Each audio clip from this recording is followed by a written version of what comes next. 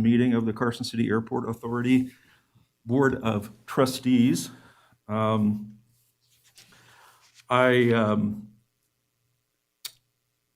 would like to just start the meeting with the roll call, please. Chairperson Golden, Vice Chair Harris, Here. Treasurer Rogers, Here. Member Jones, Here. Member Hamilton, Here. Member Pulis, Present. Member Hutter. Quorum is present. Thank you. Our next item is the Pledge of Allegiance. Tim, would you mind leading us, or did you do that last time? Mike? Okay, well then, you're perfect. All right. Pledge allegiance to the flag of the United States of America and to the republic for which it stands, one nation, under God, indivisible, with liberty and justice for all. Mr. Harris? Member Hutter was going to attempt to call in or to use the link to join the meeting. I don't know if that's happened. I was going to check with Keith and see if that did. Hold it. Just hold it. I don't see him in the list yet. Okay. Thank you. You're welcome. Okay. Let's move ahead here.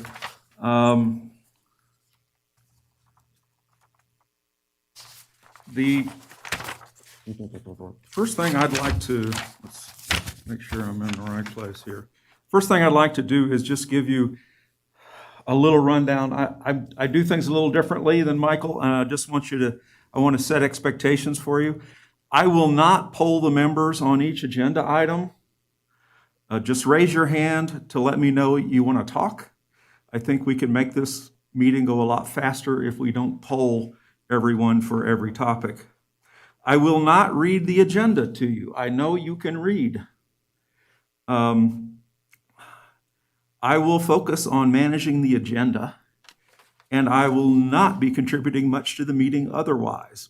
In other words, I'll behave like someone chairing a meeting. I will talk about the annual work plan, annual work plan, because it's my agenda item, but the rest of the meeting, I will focus on managing the agenda and keeping the meeting to a reasonable length. If I notice we're getting off the agenda, I will point it out and ask that the topic be covered at the next meeting if it requires a vote. If it doesn't require a vote, I'll ask that you save the subject for the report from authority members section at the end of the meeting. Okay. Our next point is approval of the minutes of past meetings. Has anyone read the minutes? Does anybody have any comment on the minutes? Yes.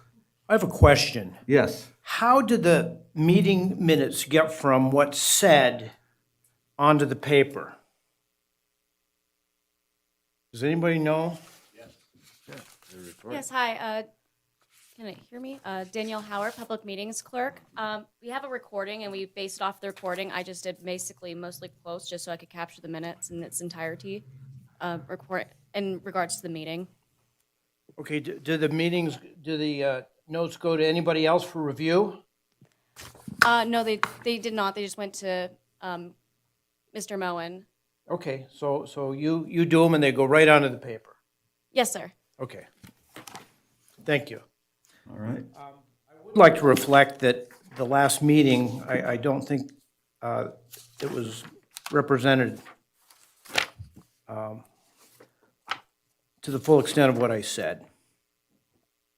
So how would I go about dealing with that? What are you talking about? What paragraph? A specific, if you go to page 4,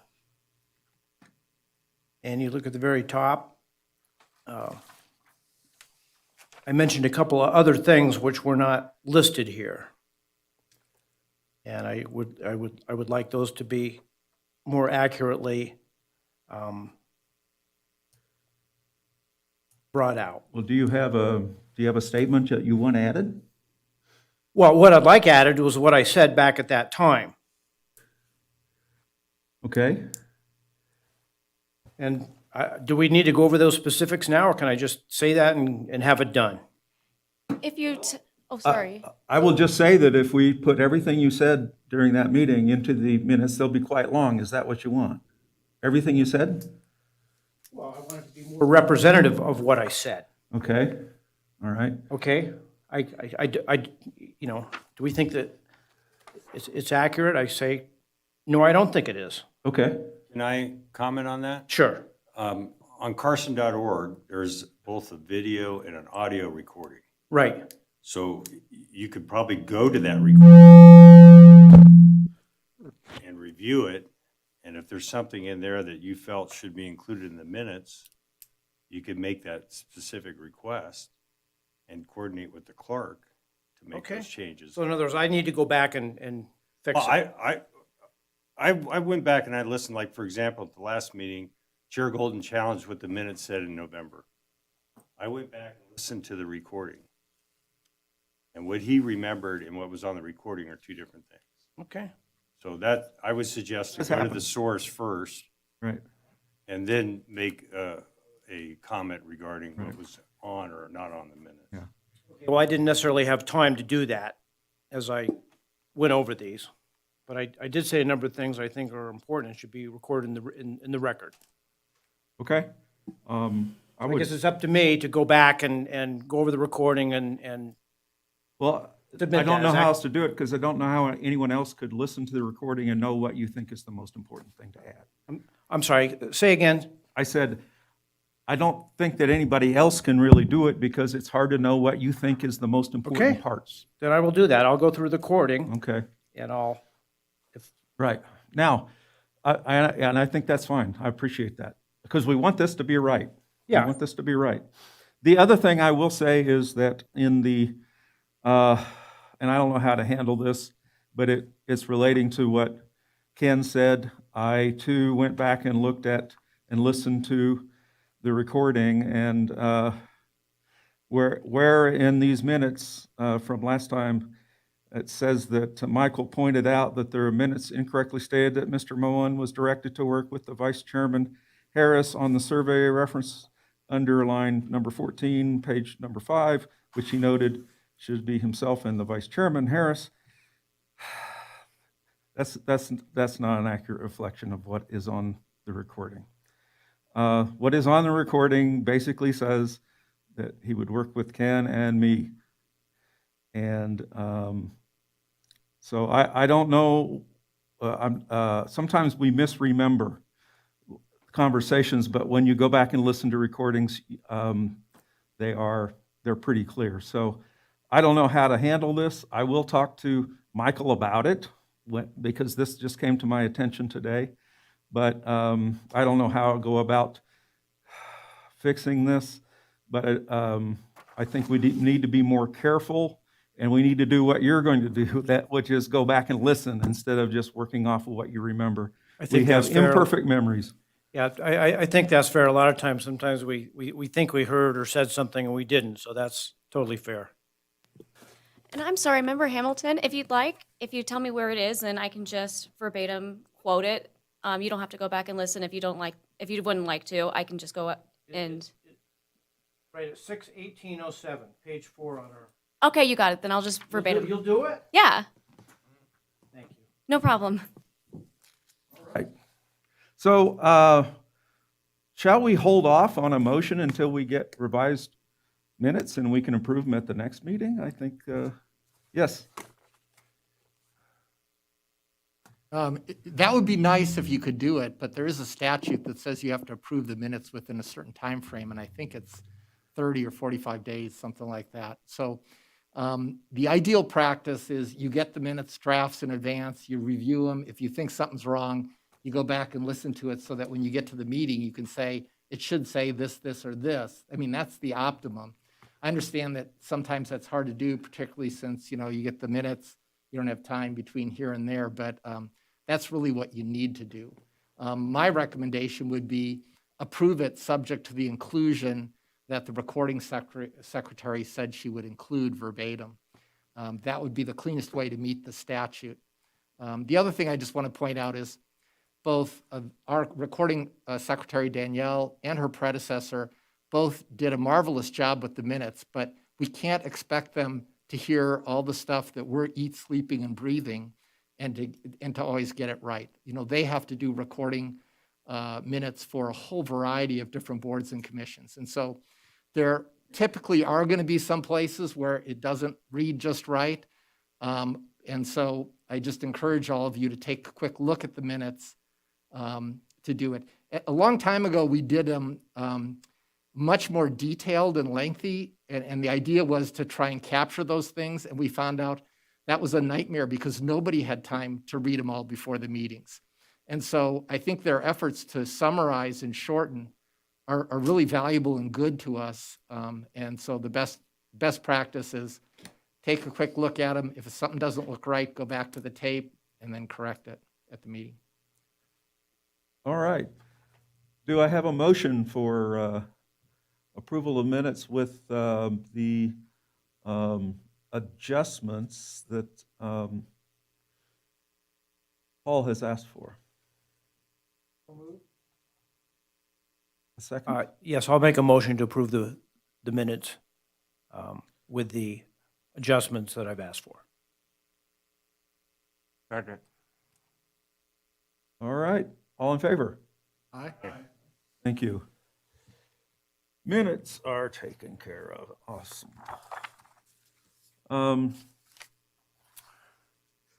Modification of the agenda. The only modification I have is under public hearings, item number 2. We're just removing that. The act is just not ready to approve anything or look at it. So if nobody has an objection, we'll skip that over that. The rest of them, as far as I'm concerned, the order's fine. Public comment. If we have anybody on the phone at this point that wants to address a non-agendized item, this would be the time to do that. There's no public comment at this time. Thank you very much. So we're ready to go to public hearings. The consent agenda, which at this point has one item on it, and that this is an item for the airport manager. And I will turn it over to Mr. Moen.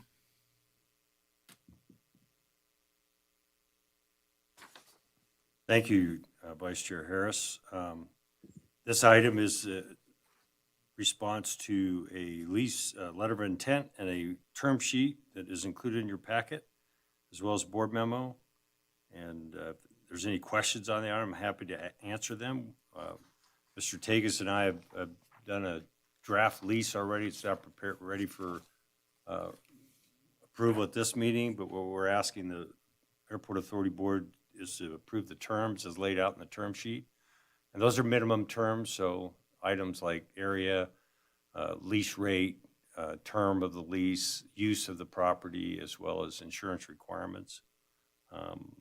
If anybody has any questions, I'm happy to answer them. This is new business. It's a new aircraft owner to the area and a proposed development for dry hangar storage on 1.476 acres, or approximately 65,000 square feet.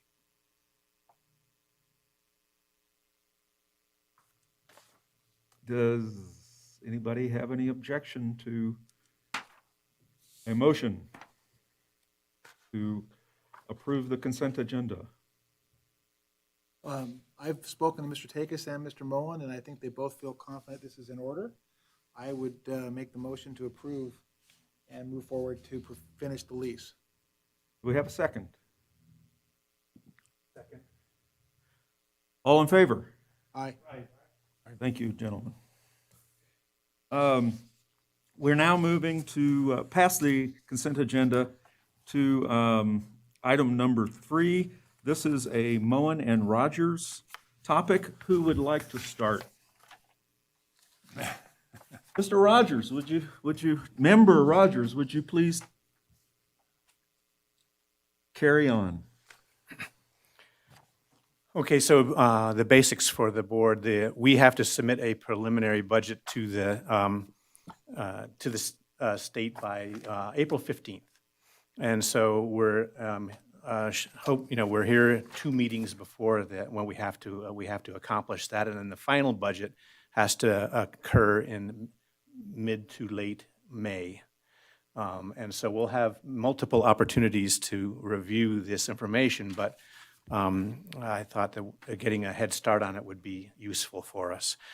And mostly because what I'm shooting for on this is a process by which the board gets a chance to set priorities, and then we do the math to write the budget after that. And so what Ken and I did was we sat down and we looked at the data that's in front of you. And in front of you, we have budgets and actuals for the last 2 fiscal years. The actual for this fiscal year is a projected number. And in most cases, that projection was just doubling. We worked off of the actuals as of the end of last calendar year, so that's halfway through the fiscal year, and just doubled them with some tweaking to adjust for things that we know about. And so we had 4 pieces of data that we had available to us to set or to propose a go-forward budget. And then we went through line item by line item. We said, what do we think is going to happen? Is there going to be any significant changes? And then we selected a number for a proposed budget, line item by line item, based on the data that you see here and the assumptions in the right-hand column.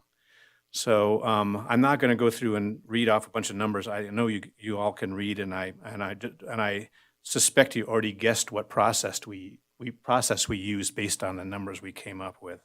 But I do want to highlight a couple of things on here that I think the board will be interested in, or that I found interesting when we did this number crunching exercise. So the first thing that I wanted to mention was, wow, the actual numbers for the previous 2 fiscal years, I mean, we had an expectation that this year, 2021, we would see a significant reduction in revenues because of the impacts of COVID. And the way that everything is trending now, that's not going to be true.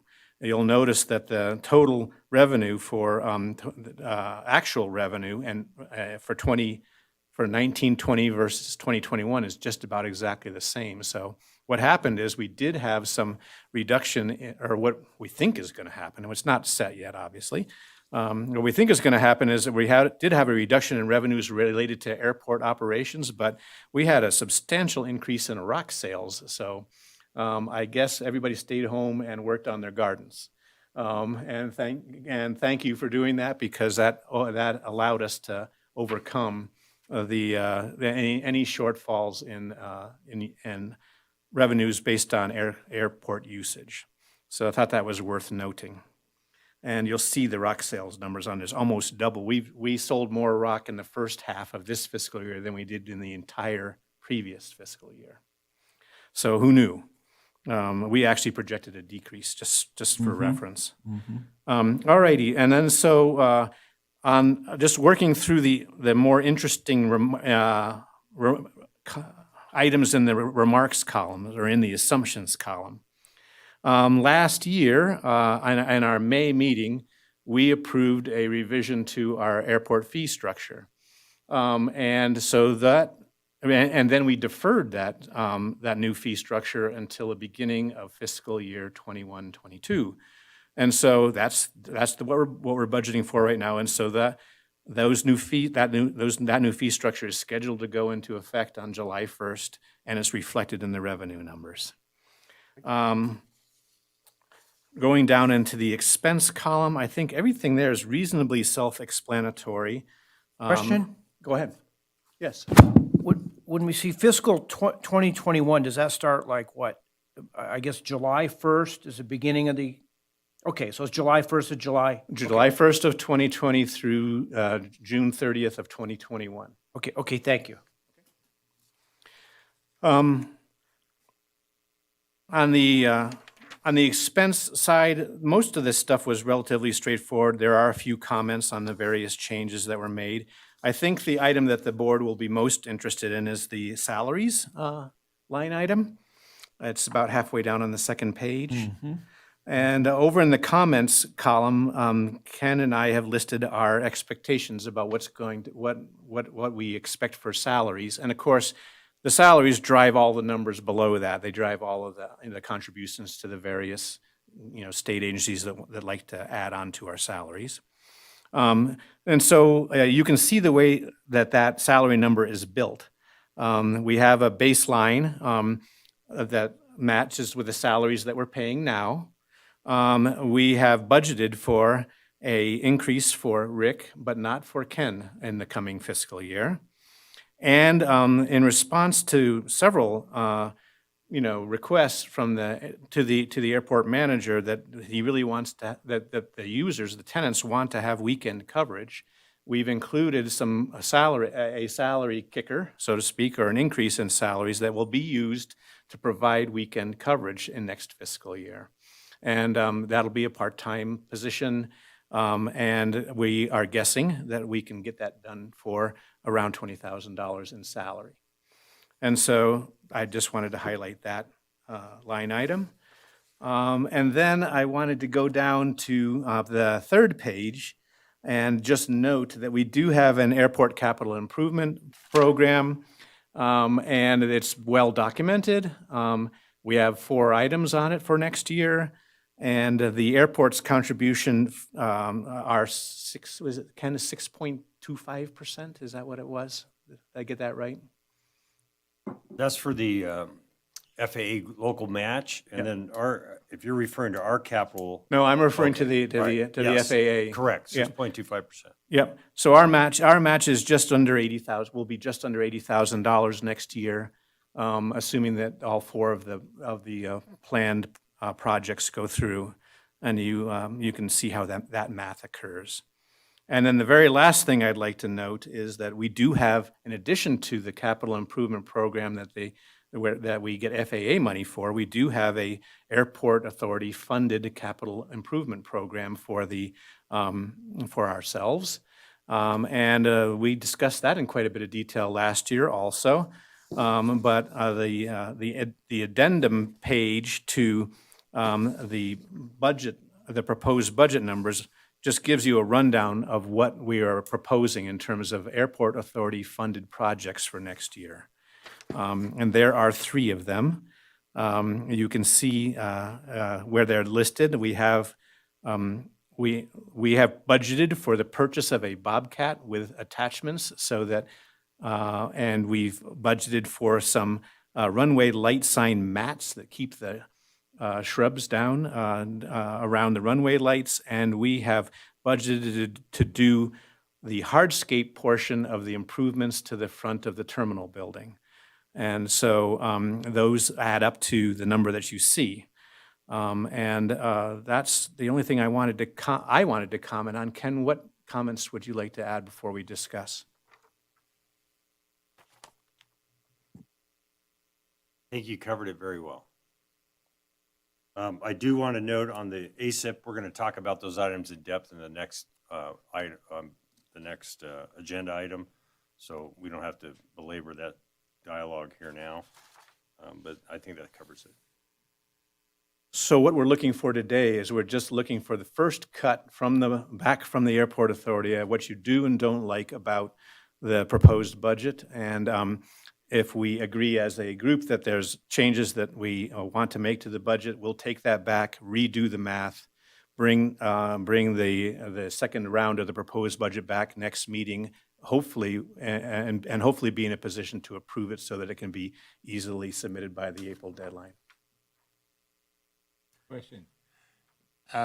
You've got landscape East College Parkway, which you deleted, and then down below you got a landscape hardscape. What are we talking? What's the difference? Well, and we didn't do that work in this current fiscal year, and we postponed it. Also, that was a estimated number that we hadn't had the bids back yet on the proposed landscape hardscape. So this number you see in fiscal year 2021 reflects the bids that we received, and we're proposing that we do it this year. I think part of the COVID concern last year was getting it done in this time frame when we weren't sure about revenues and how that But was we're going. talking about all the frontage? From College Parkway towards the tournament building, yeah. Okay, thank you.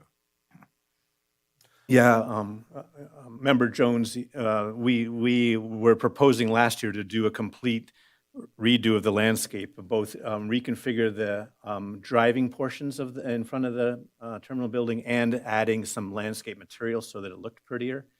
And so what we've done now is we've split that into two pieces: the hardscape, which is to make the roads be the way we want them to be, and then in the following year to do the landscape. So that's what we proposing.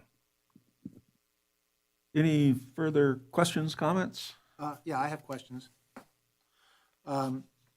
John, I'm looking at the expense side, and I see that when you're talking about overtime budget for airfield, you'd mentioned like a larger number. I see $6,000, 20 for weekend coverage. Where are you seeing other costs for that?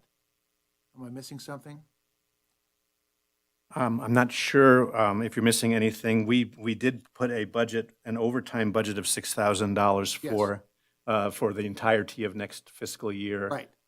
To do, and basically we put that in because this year, for example, when we had our snowfall and we were limiting the amount of plowing that we were doing because we didn't feel that we were overtime to authorize. We didn't feel we were authorized for overtime. We want to mitigate that. We want to put it in the budget in case we need it.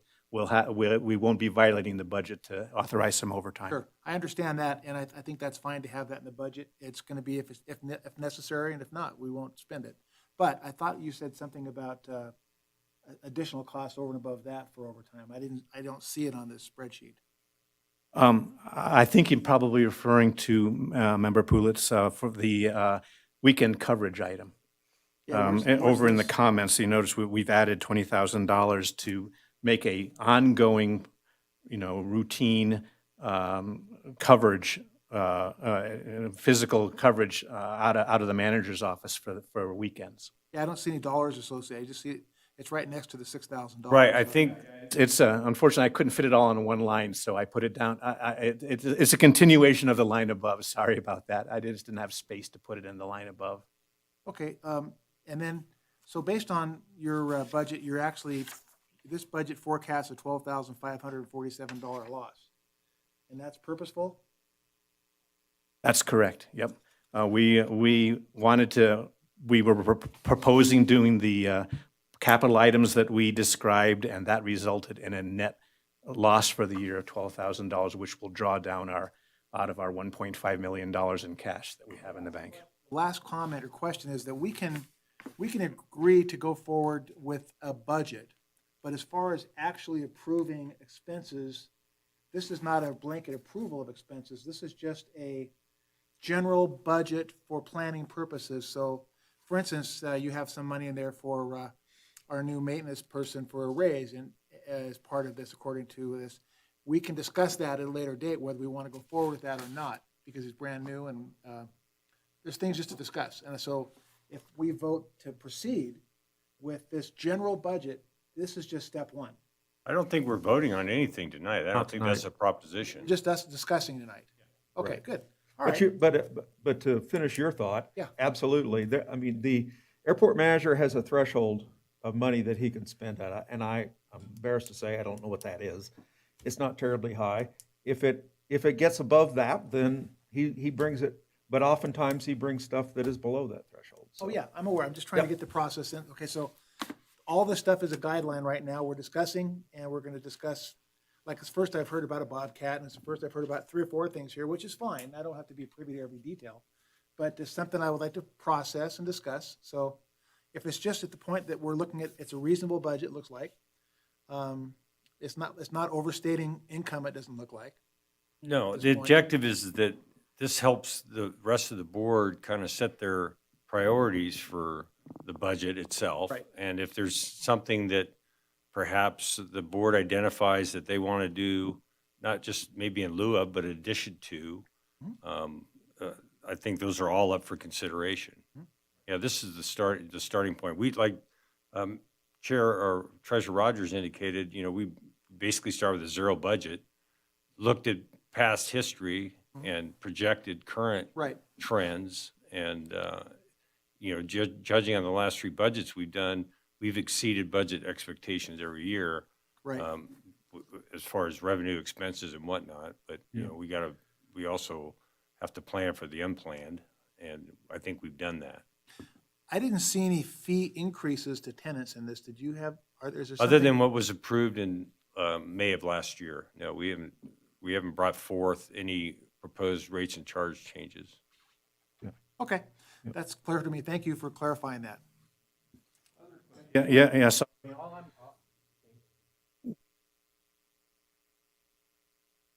Just hold it down, hold it Gotta down. hold it down. Yeah, and then pull up, and there you go. Stan taught me that.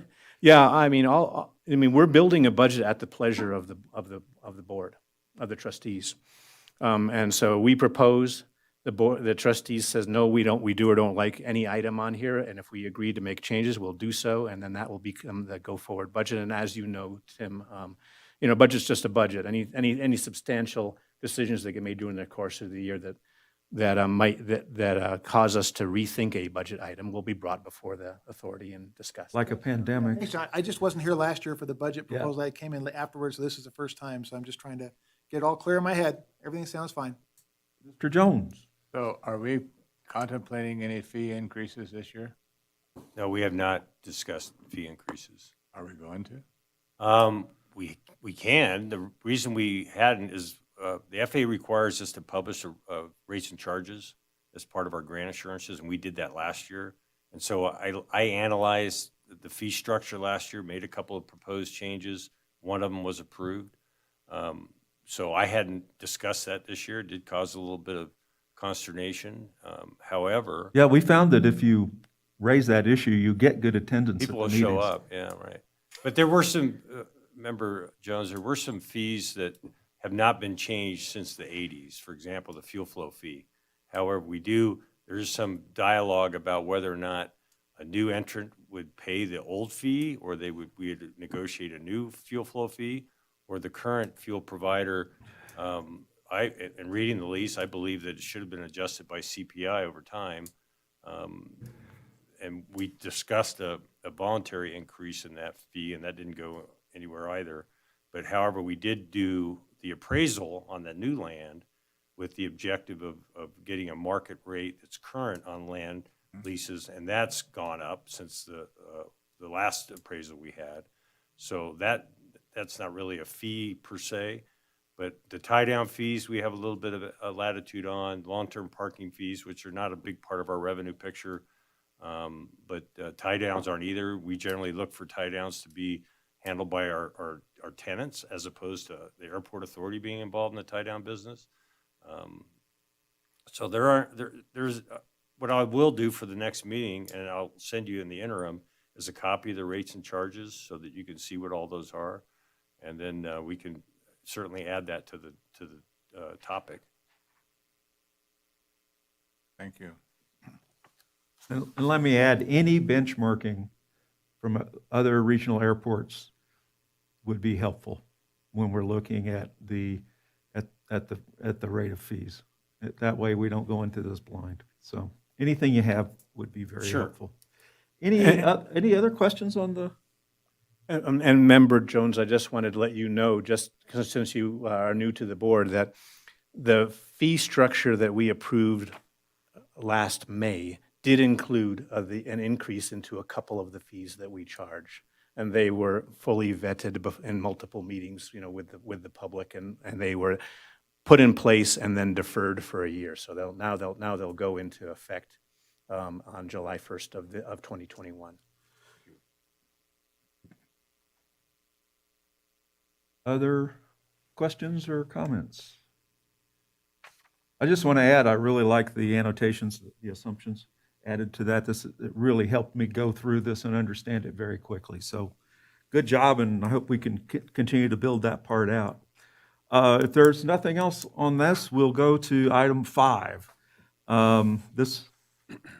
Yes, Member Rogers. So just to be clear, am I to understand that the authority is okay with this proposed budget as presented? Because if that is correct, I'm going to bring back this exact same budget next meeting for formal approval prior to submission to the state. So is that correct? Is that what you want me to do? Is to bring this budget back as delivered for next meeting? Yeah, I agree. Now that we've seen it, we'll have a chance to look at it, and we'll bring it back. If we're going to discuss it, we'll have discussions next month, yes. Okay, thanks for the direction. All right. And I would say if there's any thoughts in the meantime, send them to him, because he sent them to our accountant, Mr. Rogers, and If you do have any comments between now and next meeting, So there's send no them to both surprises. Send them to Yeah. both Ken and I, please, so Yeah. we can take a look at them. all right. So we'll go to the next item, which is number 5, discussion of possible action, review and update strategic annual work plan for next year. This is a Moen Harris topic, and I would like to start off on Vice it. Chair Harris, I think I alluded to in the budget discussion, we're going to go through the ASIP. Please, Yeah, please, you sorry are about that. right. So All the right. airport capital improvement plan, the ASIP, is an FAA document, and it helps us, helps the FAA as well as the airport authority with capital projects on airports included in the National Plan for Airport Systems. And so this is a 5-year outlook, and we review it every year and make modifications based upon our priorities. And so if you go to page 3 of this board memo, there is a draft of the ASIP, and this was, we had a meeting with the FAA Airport District Office that included myself and the consulting engineer, Armstrong Associates. And if you had looked, if I had the corresponding document from last year, you'd see essentially the same things on 2021 as you do in this one. During our meeting, the FAA was indicating to us that they were going to approve the funding for the relocation of the airport weather observation station from its current location, which is by off of College Parkway, east of the NDOT facility. And there's the purpose of really relocating is to construct the snow equipment removal building, but also it has an issue with the critical area. So there's a 500-foot critical area around that, and so we're relocating that to mitigate that issue. But the equipment is approaching its end of life, and so we're also going to end up with new updated sensors out of that. The other piece, we're in design currently. I just saw a 95% design of the snow equipment removal building. I haven't had a chance to go through it in detail. I just did a quick perusal of it today. So they're indicating that they're going to fund those 2 items. The last 2 items, they were indicating to us at the time of the meeting that they thought those were going to get deferred. I pushed back on that for a number of reasons. One, why build a snow equipment removal building if you're not going to have new equipment to put in it? The FAA will not provide you with a new snow equipment removal or snow removal equipment unless you have a building. So if you're going to build a building, you might as well fund the equipment. So that's kind of my theory on that.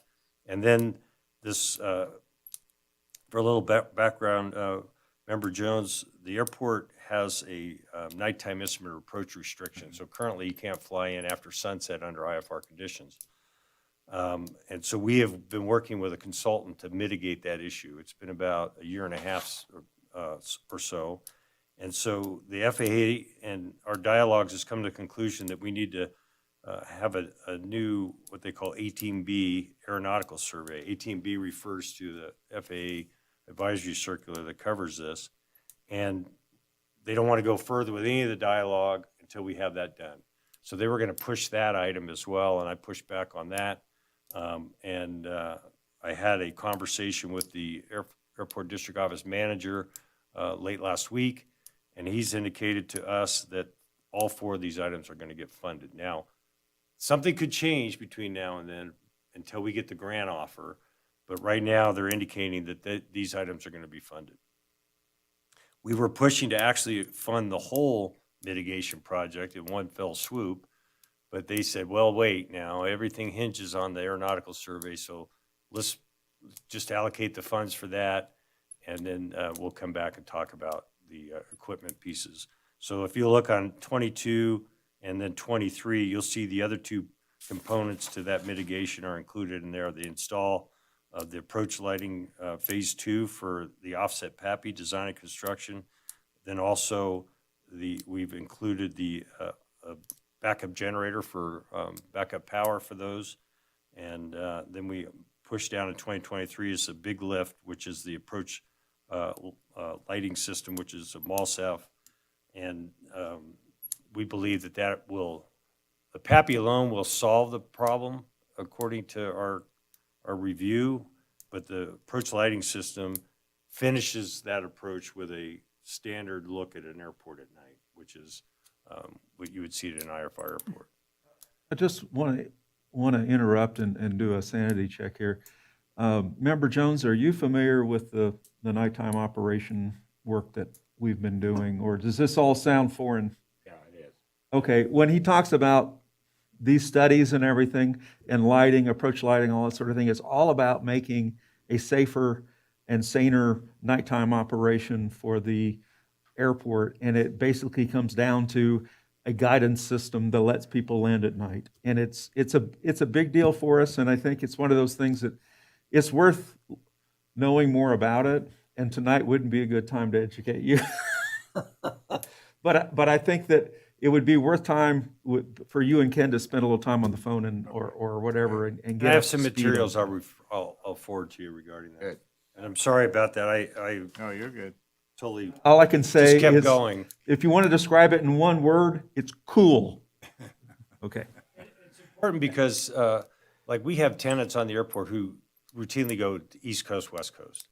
And in order to leave the East Coast and get here before sunset is a challenge. Yep. And so by having this nighttime approach, we can ensure they can safely operate after sunset. And that's important for our marketing plan and for growing the airport-based aircraft system. So this has been a domino that we've been working on for the last 2 years to really tackle this. And it wasn't always this way. There was an approach. The FAA at one time came in and said, you know what? We don't think there's adequate ground reference at night. We're going to put a restriction on it. And then they came back and also restricted our precision approach path indicator for not being usable beyond 1.5 miles. So these items have created a hindrance for the airport, and we're rated in the National Airport Plan as a reliever airport for Reno. And so to have this designation, which entitles us to a higher level of funding and not be able to operate once the sun goes down is kind of a ludicrous approach. So we felt to get that done, we need to reevaluate that. So that's been a real key goal of the board. Moving on to 24, 25. Can I make one comment before we Yes, move on? Stan, we also have a video you can watch we made that actually describes the entire approach requirements. It's and secondly, it's we'll send them a link. And not only regarding aircraft that go coast to coast, a lot of professional jet operations forbid their pilots to land at night without an approved instrument approach, regardless of the weather and regardless of where they're going. So it has given us some limitations for growth in the airport. Right. Thank you. Thank you. Like I said, cool. Yeah, go ahead. So the pavement maintenance is scheduled for 2024. We've been able to get the airport on a regular plan now. So every 3 to 5 years, we have a budget request to come back in and rehab the pavement. This is a key factor for the airport. We have excellent pavement. It's in great shape, and we want to keep it that way. And so by putting it on a regular schedule, we're doing that. Also in there is our taxiway lighting system. I think I skipped over that. The taxiway lighting system is LED, and they're 10 years old now, so they're replacement parts for this particular generation, and they're failing, are hard to get. So we're going to put a grant request in to upgrade those items as well. And then as we get further down into the term 25 and 26, there's stuff that's going to change on that. I do want to highlight the one big one that we're interested in. There's a culvert that's part of the Gonai drainage that runs on the north side of the airport. It's an open ditch on the west side of the or south side of the runway. We want to close that. That one frees it makes the safety area better, but it also frees up land for development in the future. And then the last piece is reconstruct taxiway Bravo, because that's the oldest portion of the taxiway system, and it's only 35 feet wide, where everything else is 50. So we're going to get that reconstructed as well. So I'm happy to answer any questions. Okay, question. Ken, on the approach lighting phase one, if we get that done, is that kind of a green light to get approval on the next phases? Generally, That's the way we're lining them up as dominoes. So if all the numbers come back and the analysis is good, then they're going to spend the money on the PAPI. Okay. Yeah. So this is really a critical factor coming up. Very, very critical. And we have to get it done when what they call leaf on, meaning it's spring, and if there's trees, they got to be in bud. If you look east of the Carson Airport, I don't think there's anything that's really deciduous out there. But more importantly is to survey the area and just get the solid numbers. So basically, once we get through this phase, if we get approval for this phase one and all that goes well, we're pretty much got a green light for the rest of this program. Yeah, and we're keeping the pressure on the FAA to follow that progress. Thank you. So I think all this supports our goal in the strategic plan, which is having the finest facilities in the region, top facilities for our airport, and that's our objective as we go through this. Just one more thing for Stan. One of the things, if you notice here, we've got federal funds versus our funds. So we don't have to put much money into this to get huge federal benefit. So these are great programs to go through. So thanks, Ken, for working on all these. So this doesn't require a vote. We'll come back with a final draft. At a certain point this spring, we do have to get approval of this plan, which will require also the approval of the Board of Supervisors. So I'll expect this item to come back as a final item for vote.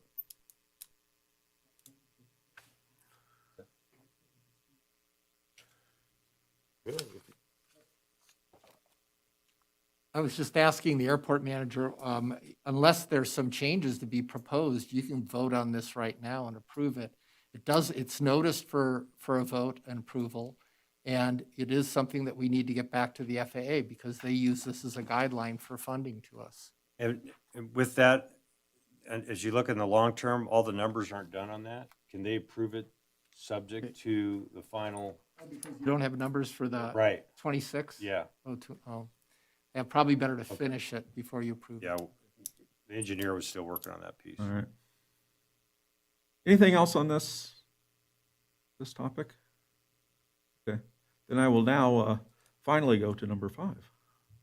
And as I was saying, this is the annual work plan, and Moen and Harris are responsible for it. I'd like to start off here. First, I want to say I've just written some comments out. I want to be sure I get through them quickly, and so I wrote things out to make sure I wasn't wandering around.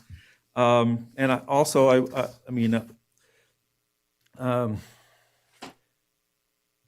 I've spent 25 years, 30 years in human resources, and so I can't just look at a performance review process, work plan, whatever, and not try to apply some sanity to it. I have some comments on the way things have worked with the customer satisfaction survey, with some of the other things that we said that we're going to be doing versus what actually happened. I don't mean to offend anyone. I just need to state this stuff so that you understand my objections, and then hope that we can do some straightening out and put together a reasonable work plan for Ken, and also maybe build some trust back into this situation, because I can see where Mr. Moen could feel like he was ambushed. I know I would if I had been through this. So, but I will, again, I've prepared my remarks. I hope not to take too long, and I don't want to offend anyone. That's not my purpose. I'm just trying to improve things. So starting out on this strategic work plan, I assume from our previous meeting that we want a customer satisfaction measure in the plan. And I have to say that this customer satisfaction survey that was done does not give us a proper benchmark for measuring improvements. The reasons are that there were many problems with the way it was handled. And they include, the email list included recipients that are not airport tenants. So we don't know who we got feedback from, but there may be some people there that are not, quote, customers. Number two, the email came from an unrecognizable email address not associated with the airport. Some people might have thought, oh, it's spam, or it's even worse, some sort of click on this and I'll take over your computer. So we don't know what we got in terms of participation because of that. The email did not explain the purpose of the survey. The email did not ask respondents to restrict their answers to actual interactions and communications with the airport manager, which left a lot of room for opinion rather than facts. The survey had duplicate questions and several questions that were unclear. The rating system was inconsistent, sometimes using 5 possible choices, sometimes using 7, and sometimes using stars without descriptions of what the stars meant. And the survey was not administered by a third party, which throws anonymity into question. For all these reasons, I tell you that the numbers that we have are pretty shaky. So I'm going to be asking some questions later on here, but I wouldn't want you to put a lot of validity in what we got, because the process was pretty, sloppy. Another issue to discuss when it comes to the strategic plan work and expectations for Ken going forward, and this has to do with the committee of 3 that was put together, Mr. Pulitz, Mr. Rogers, and Mr. Golden. Now,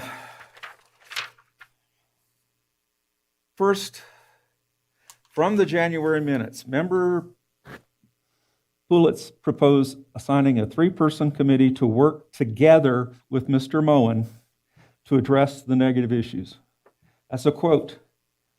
That's a quote from the minutes. Member Hamilton commented, oh, sorry, we don't need that. But it says here that a 3-person committee to work together with Mr. Moen to address the negative issues. Number 2, coming from the agenda, from the minutes again, from the January minutes, Treasurer Rogers believed that Mr. Moen should be involved in all the committee meetings to promote communication between Mr. Moen and the community, and Member Pulitz agreed with being all-inclusive. All right? Two places there where they said they would work with Ken, where they would work with the manager, and that there would be that he would be there at all the meetings. Then, the first meeting excluded Mr. Moen. It was just a get-together of the committee of 3 to, I don't know, figure out all things wrong. And then, when the committee did meet, they had prepared a letter of reprimand with a list of 12 things for Mr. Moen to work on, And the letter stated that Mr. Moen had 60 days to fix the problems.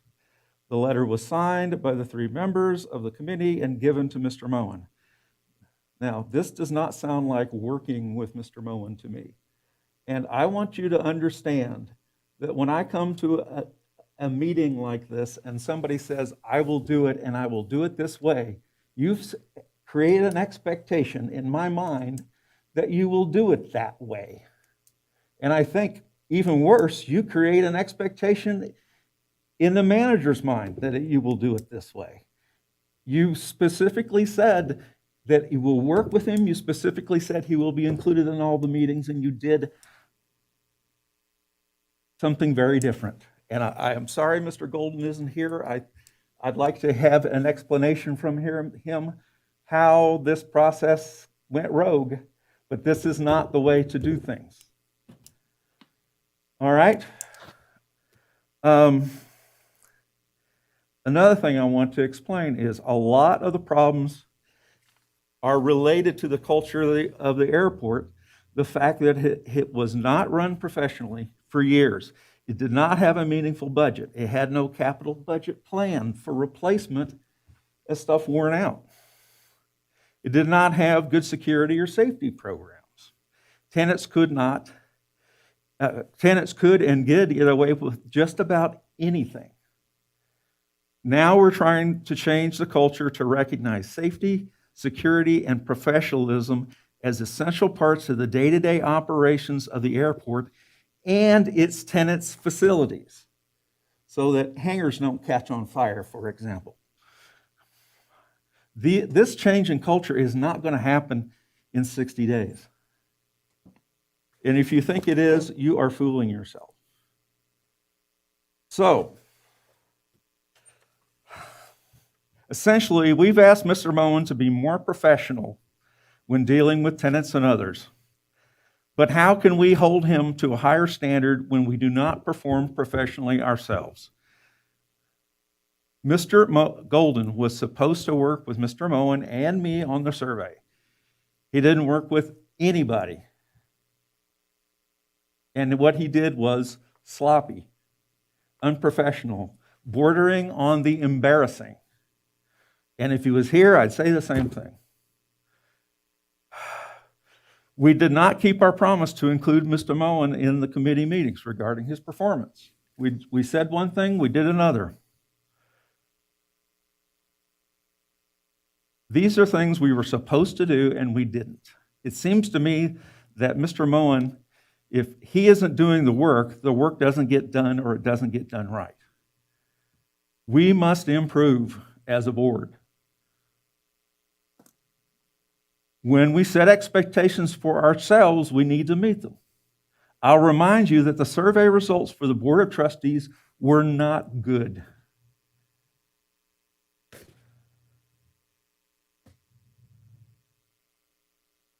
Now, that leaves us with, what do we do with this annual work plan? So I have some questions.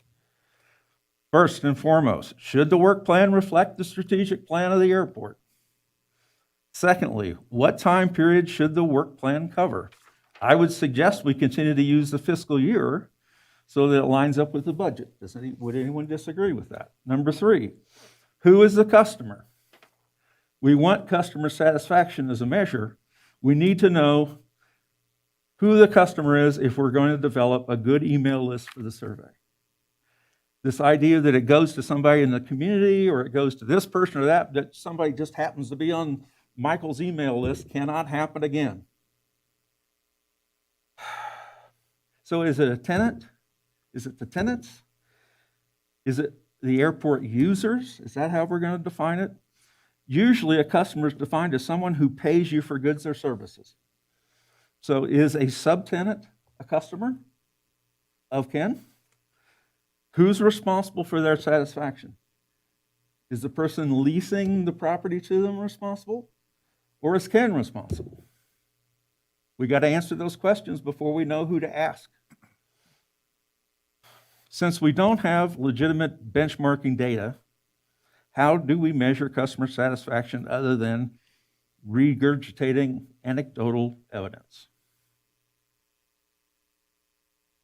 My next, do we add quarterly meetings with tenants to the performance measures? That was something that was brought up. If so, will you attend, sponsor, MC, present? Will you take ownership as a board for these meetings? Or are we just putting one more thing on Ken? He's got a pretty full agenda already. Are you willing to attend these meetings? Are you willing to put some money into them so that we can have pizza and beer? Are you willing to be the MC? Are you really willing to present facts and figures and information about the board? Or do you just want Ken to show up and meet his angry customers and you guys sit home? All right?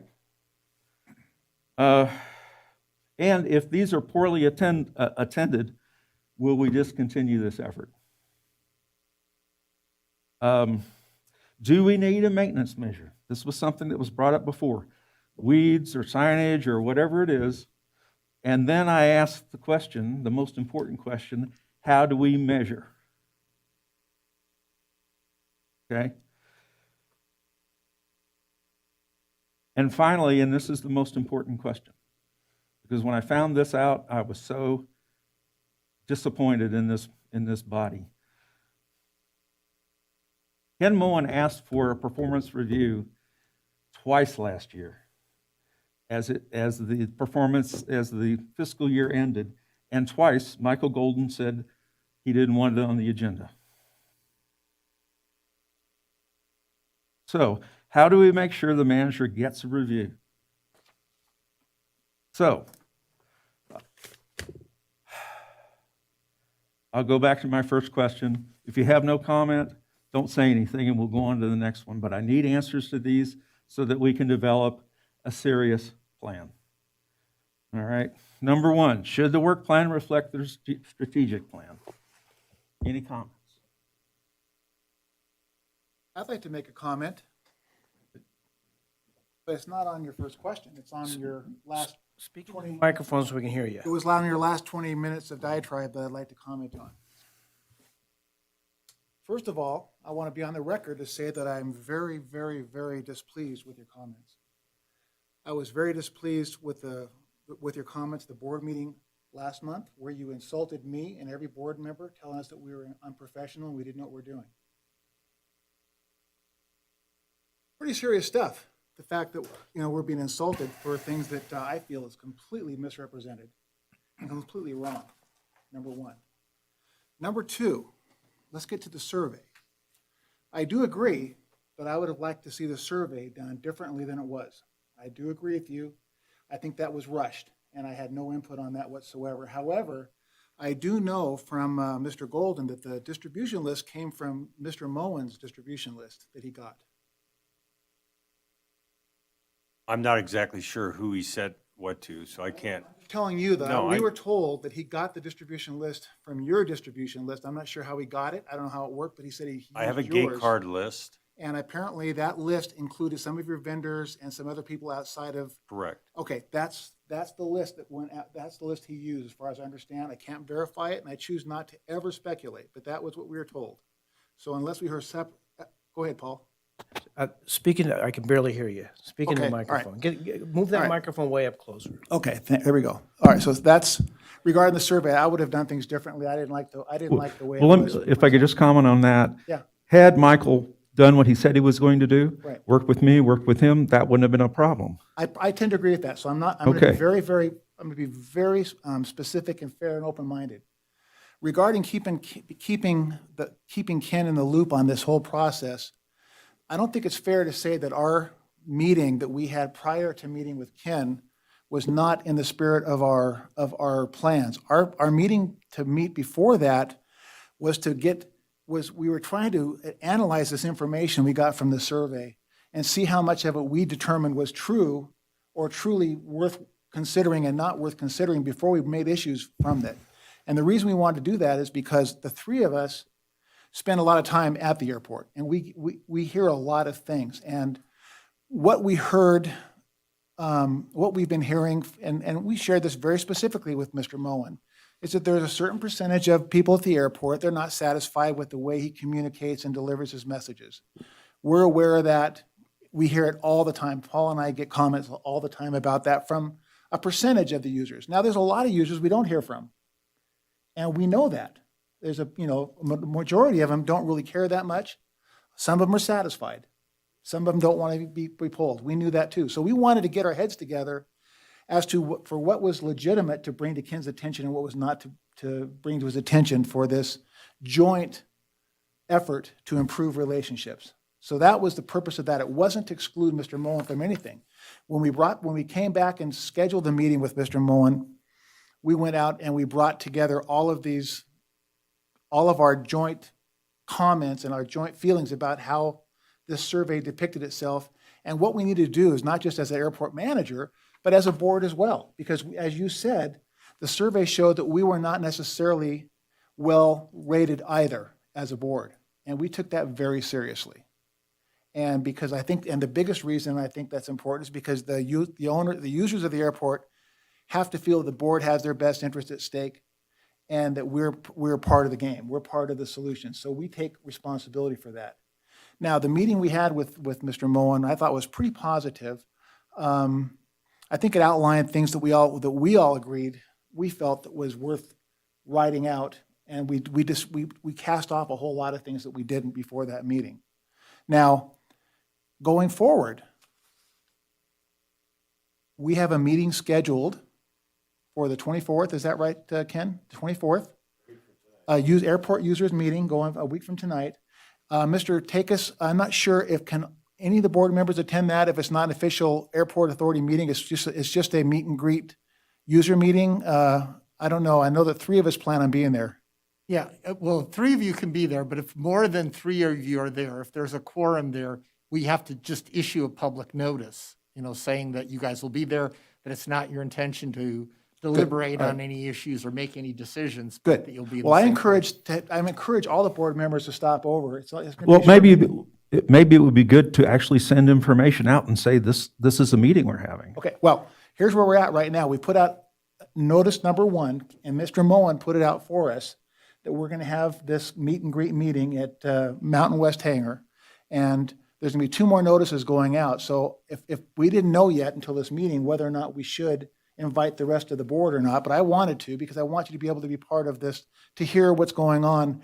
It's gonna be a very positive meeting. It's not gonna be one of those deals where we're encouraging people to cast stones. We're gonna talk about the recent snow removal project. We're gonna talk about the recent accident. We're gonna talk about a few other miscellaneous items. We're gonna introduce the airport users to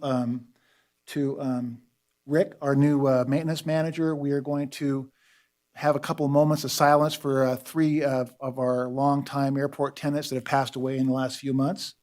We're going to serve some food and some drink, no beer. And I just want you I see how you feel, how he was ambushed. There's a lot of things that happened. I would have personally done a different strategy that occurred. But it was also very difficult for me to hear that I'm a not professional person, where I consider I put a lot of time and effort to be fair and equitable in everything I do, and I have a lot of respect for Mr. Mullen as an airport manager, as a person, and I want to give him every opportunity to hear what's going on and make those kind of adjustments where necessary, and if he has to stand his ground, he should be able to make his case. As I said, I'm not I don't want anybody to take this personally. Well, I do take But it personally okay, because they were but insulting. let me respond to your response. Okay.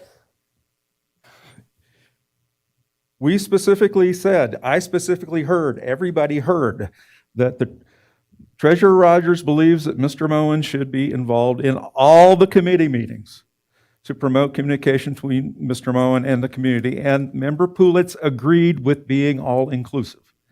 And secondly,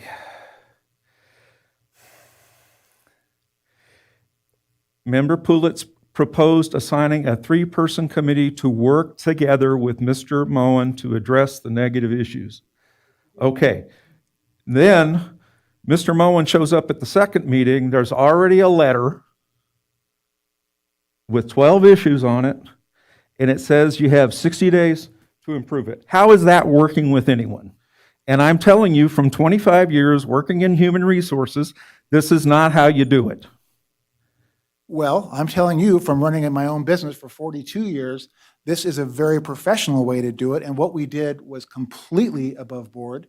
We gave him an opportunity to discuss every item on our list. We gave him an opportunity to share his feelings about everything on that list. We didn't argue every fact. It was a two-way communication. You did not keep your the I commitment. believe You did we not did. keep the commitment you made at the believe we did. last meeting. Yeah, well, that's just your opinion. I think you're wrong. It's in writing. And I am saying that we have an opportunity to get our ducks in a row before we have an official meeting, which we did. And that meeting was go ahead, Mr. Hamilton.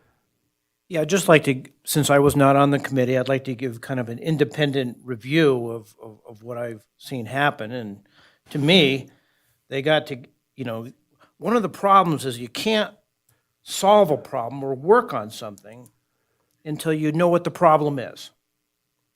And that's kind of the basis of any engineering, which is my background, is to figure out, or a pilot, what is the problem? Now, it sounds like this letter that I haven't seen anything about. I haven't either. I have not seen the letter. Well, I think we ought to, I'm wondering why that wasn't shared with everybody. But whatever letter this was, it sounds like what they did, they went through and they looked at what the problem was. They put the problem together and then went to talk to Ken about how to work on it. I mean, that's my perspective. Yeah, I agree. That's exactly what they did. That's what they did, and Sitting down with Ken to start with and saying, Ken, that seems practical to me. no, I don't think so. How do you talk about a problem when you don't collect the information from everyone involved? Well, let me say what John, you're part of this. You agreed to this. Do you feel we were being dishonest?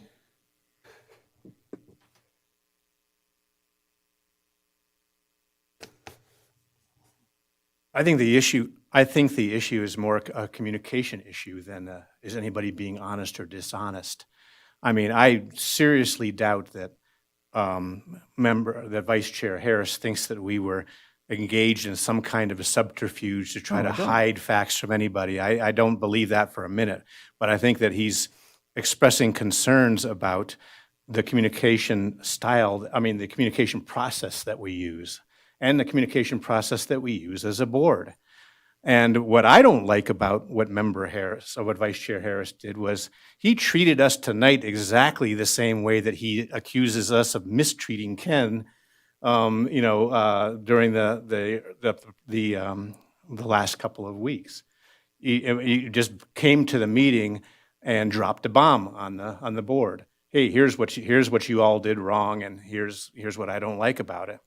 With no discussion that I can, with no discussion about me, what I thought actually happened.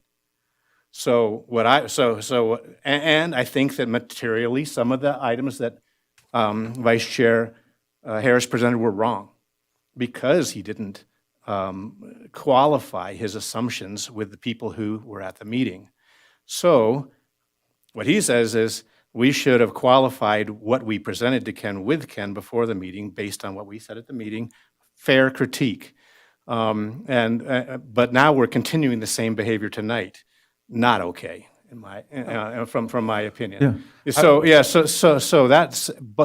what I think is missing from this conversation, and what I'd really like to talk about is, or hear from us, I'd like to hear from Mr. Moen whether he thought the process was fair. Or equitable, because that's all that really matters, right? What I heard is Vice Chair Harris saying he didn't like the process and he didn't like the communication approach that we used, and he thought that it was very unfair, so on and so forth. But I'm hoping that the person who's the most important in this discussion, our manager, I would like to hear whether he agrees with what Vice Chair Harris said, or whether he thought that the meeting that we had with him, was acceptable in terms of, from a communication standpoint. So once again, what I'm trying to do is stop the bomb throwing. We don't need that. And I think that's where we really embarrassed ourselves the last meeting. There's a lot of what I call bomb throwing, where it's like, hey, here's my assumption, and that is wrong, with no pre discussions to make sure that we got all of our facts right and that people are being represented properly. So anything that we can do at this meeting to stop doing the bomb throwing and start talking to the people who were involved in getting their opinions, I think would be good. I think it'd be an improvement over what we've done in the past. Mr. Chairman, I have to interrupt and I have to advise you, we are nowhere near the topic that's noticed for the meeting tonight. And so this discussion has gone way off on a tangent. This was not noticed as a rehash of the survey or any behavior or any discussions. It's noticed to develop a strategic annual plan. And so unless you stay on topic, we are way off the limits of the open meeting law on what you are permitted to discuss and deliberate over. I'm sorry, Mr. Takis, considering the roundabout discussions that happened at our last meeting that were way off topic, I'm not fearful that we've gotten off of topic. No, So, Mr. Chairman, but last what- meeting did have the survey on the agenda. You brought it up here. I thought you were going to tie it back into the strategic plan. I thought some of the other discussions I just said, I assume we want to add a feedback to the work plan. Okay, I just said that, and I'm saying here are the obstacles to being able to do that well because we don't have a good benchmark. Okay, I'm your attorney. All I can do is advise you. You're going to do whatever you're going to do, but I'm advising you that you're not noticed for the discussion that you're having. You're noticed for a discussion on the strategic plan, annual work plan, and so my advice to you is you should stick to what you've been publicly noticed to. Is So- it on topic to have the manager respond to Member Rogers' request? You know, the entire discussion is not in this agenda item. And so, I mean, I don't want to cut the manager or anybody else off from any kind of input, but what I'm concerned about is you're noticed for one item, you're talking about something else. You know, can't improve a process if you don't look at how it's happened up to now. That's if- all I'm trying to do is to say, I have specific questions here. Do we want to have these things in the strategic plan? Now, yes, it did get off topic because some members wanted to talk about it.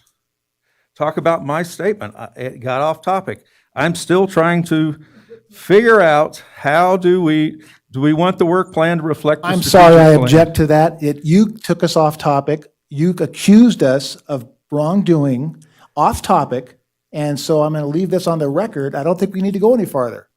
Okay, well, I will still say, ha- if I had any idea we're going to come back and regurgitate the survey, I would have been more prepared.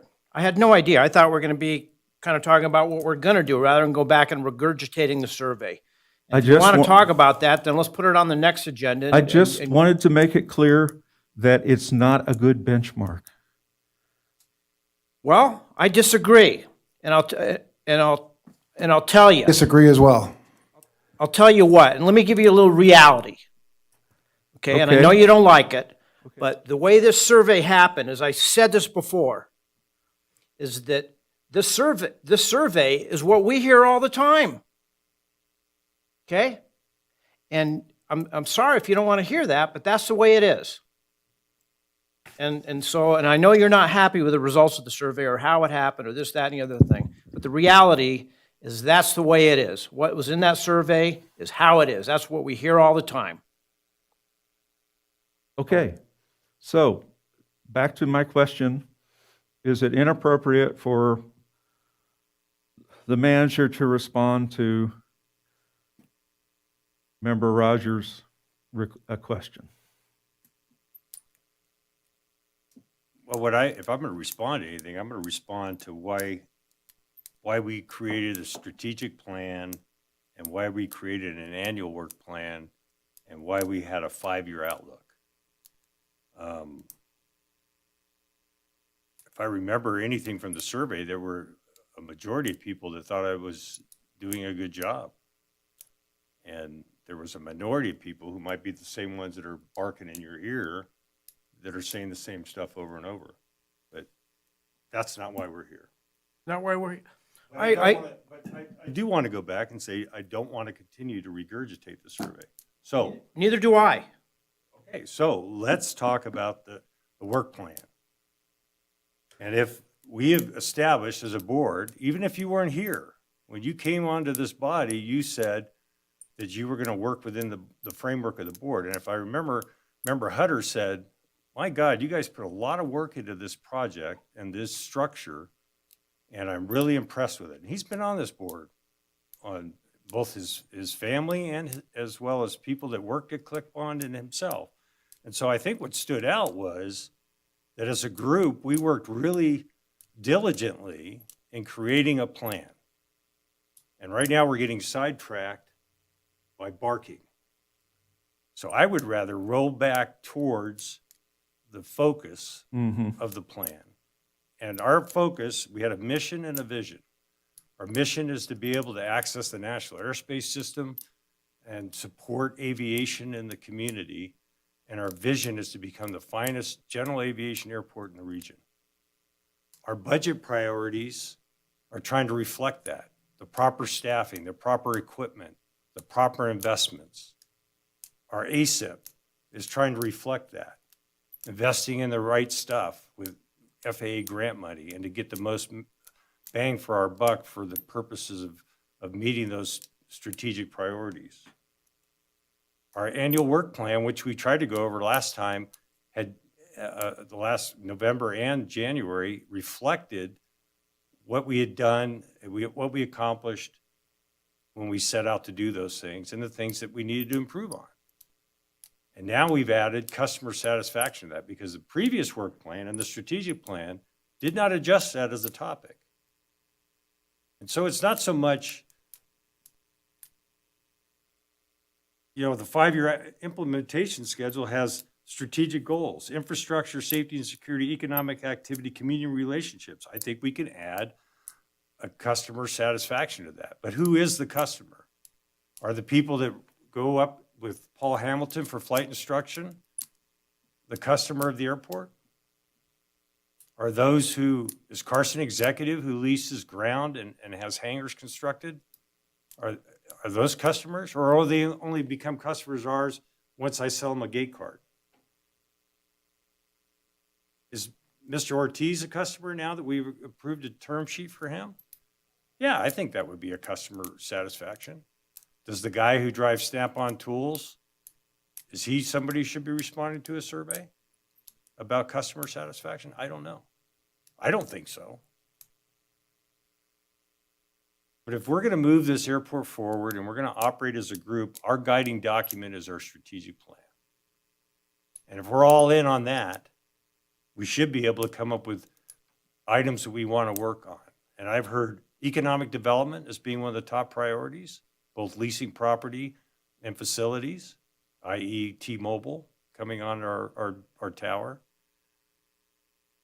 Growing based aircraft, which generate revenue for our tenants, our FBOs, fuel sales, maintenance, taxation through aircraft and the hangar facilities. Community relations, so that the people understand the value of the airport and they don't look at the airport as just being a subsidy for people, rich people with airplanes, which I try to overcome regularly. Promote aviation. Where's our future coming from? Is it the work we do with the EAA or Pathways to Aviation or the Civil Air Patrol? I mean, those are the people we should be talking to about the survey. Those are the people that we reach out to on a routine basis. And the financial stability of the airport.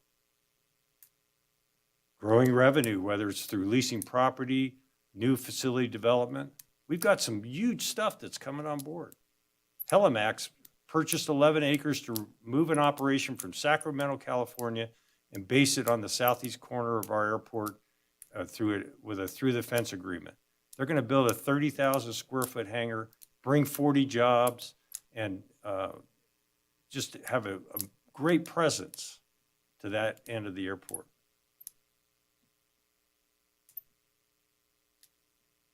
I wish I could have 20 more cell phone companies. Those are the best tenants I've ever had. I don't have to talk to them about how they operate on the airport. I don't have to talk about their insurance requirements, or whether they're too high or they're too onerous, or whether or not they wait for the gate before it closes or drive down the ramp above the posted limit.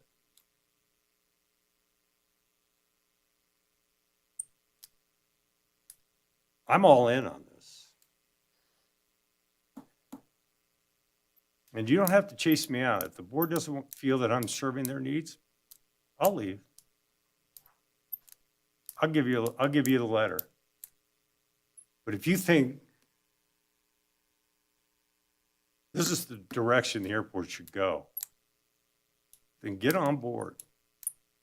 All of us.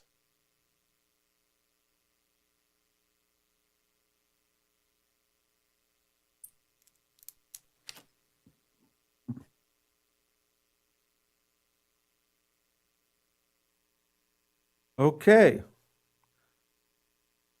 There's still some outstanding questions in terms of, oh, I'm sorry. Yes, sir. I couldn't agree with Ken's assessment more. I think that was an excellent effort to bring us back to the strategic plan as our guiding document. But I do believe that the economic development portion of our strategic plan requires that we maintain satisfied tenants. I think that in our market space, word of mouth matters. I don't think it's okay just to say that, that the community relations is just making sure is working with the community that's not on the airport property and saying, hey, here's what we're doing and here's why we benefit you. I think we need to maintain positive relations with our tenants so that when their friends ask them, hey, what's it like to base an aircraft at a CXP, they say, it's great, come on down. So I think that the tenant relations component is part of community relations.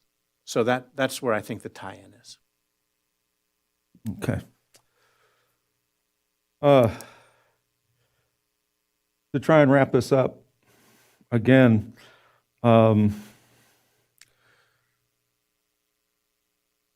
this question of who's the customer, who we're going to ask, who's key, we need to figure that out.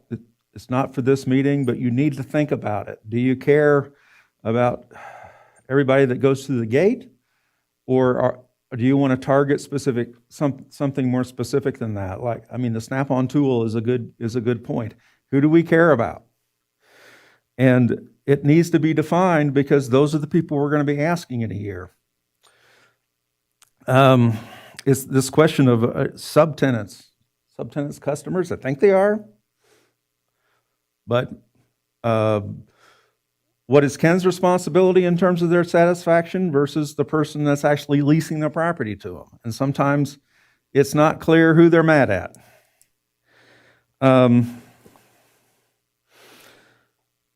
I bring up the issue that I'm worried about this data. I don't think it's going to compare whatsoever when we do this survey again, if we do it the right way.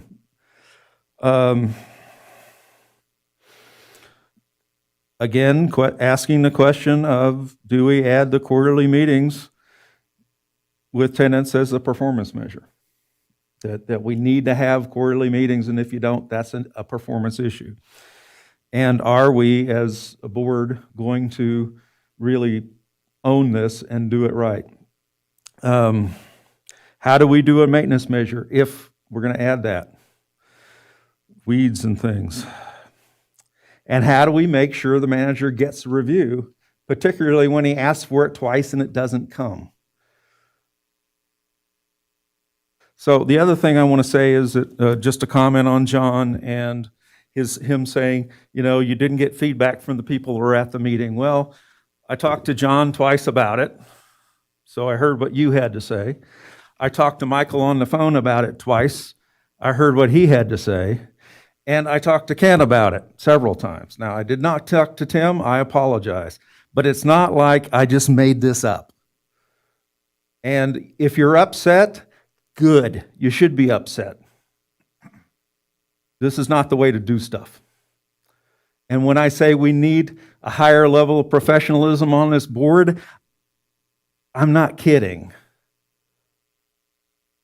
When we say we're going to do something and it's in the minutes, we need to do it. When we say that somebody's going to be involved in every meeting, then they should be involved in every meeting. So, does anybody have any input on how to build the annual work plan? Raise your hand. I've got to respond to your comments again. I think the only unprofessional person here in this board is you. I'm tired of you trying to slam us and our professionalism. I think you're the unprofessional one. I think you're wrong at every item you're making. And I think that you need to back off and be professional. You're off topic again. You just threw it off the door again. And as a board member, I am not going to tolerate it.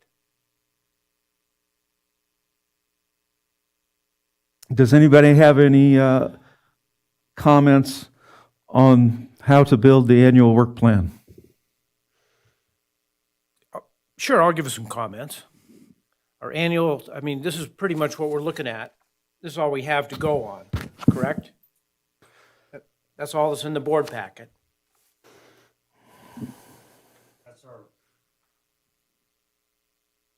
That's our 5-year plan. 5-year plan. But however, we do have a posted strategic plan that's on our website.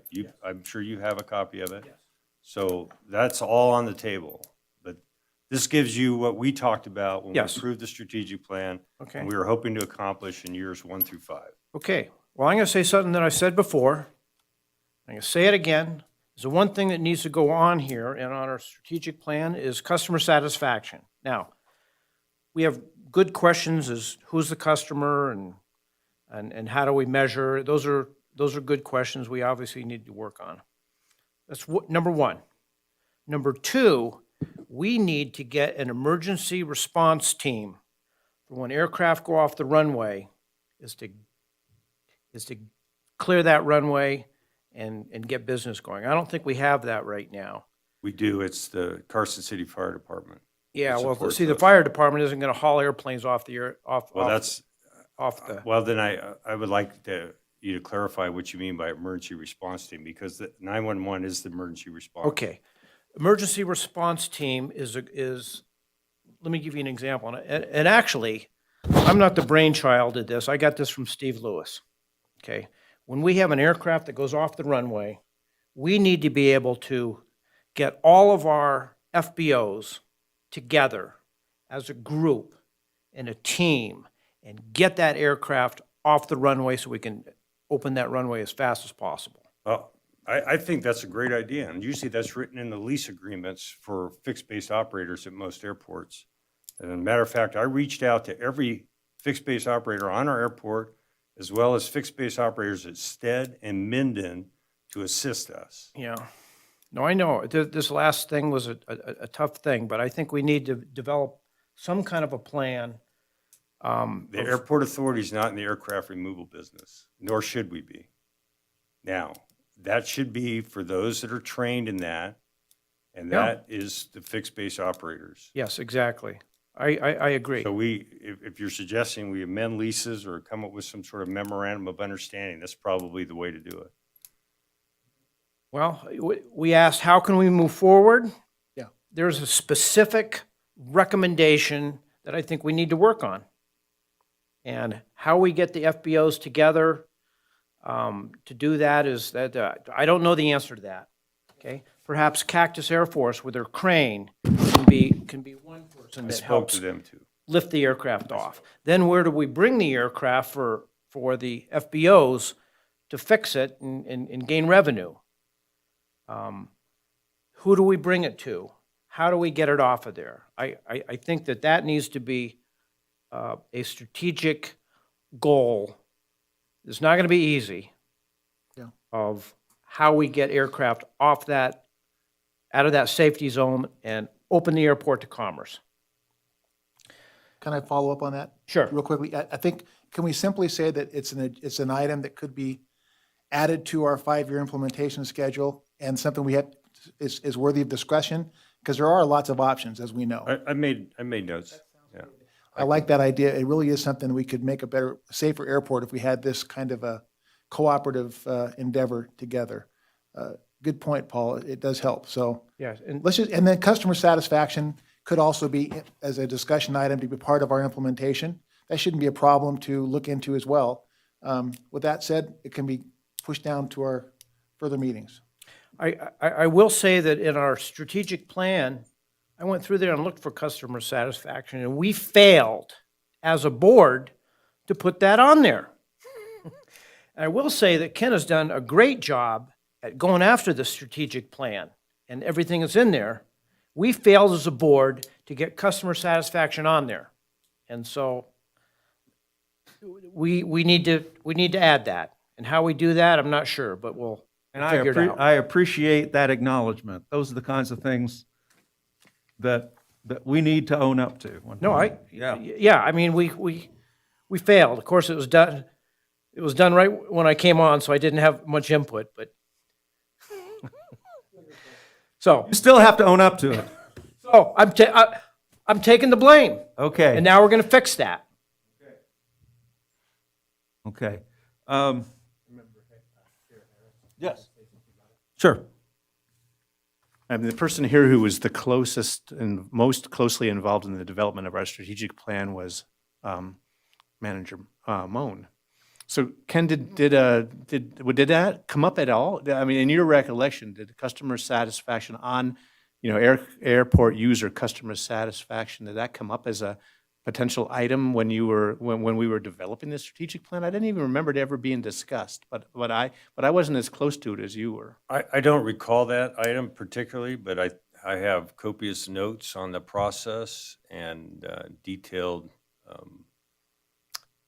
suggestions for various items from our original survey, which we had designed by our consultant, Linda Ritter.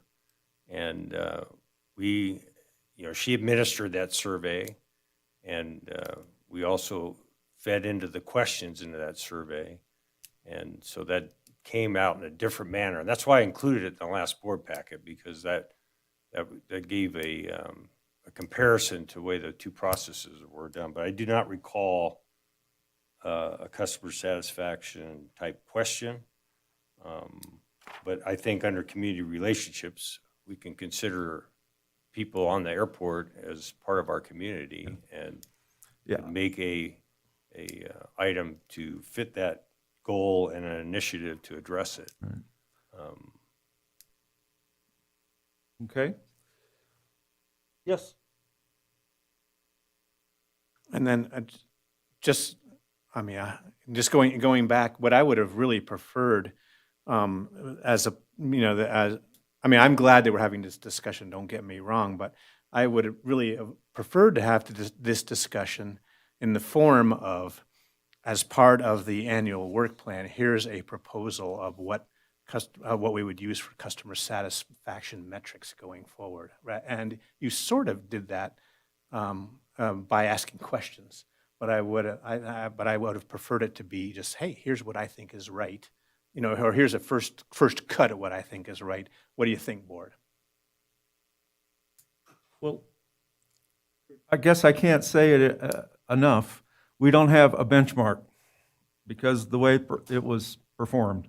Now, we can pretend we do, and we can say, can we like these numbers to be here in a year? But there's not going to be a meaningful comparison there. It's just not going to happen. So, I raised the question. But at any rate, other feedback, any thoughts on who the customer is? The maintenance measure, Paul had a lot of complaints about weeds and other things. And we talked about, Ken and I have talked a lot about putting together a maintenance program, which is, what's done weekly, what's done monthly. But, we can talk about it in here, but we have to have a measure. So if you don't think it's important, we won't put it in.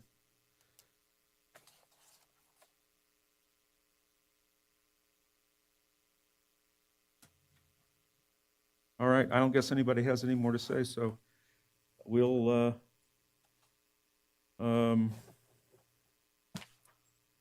I'll take it from here and see what I can do with it.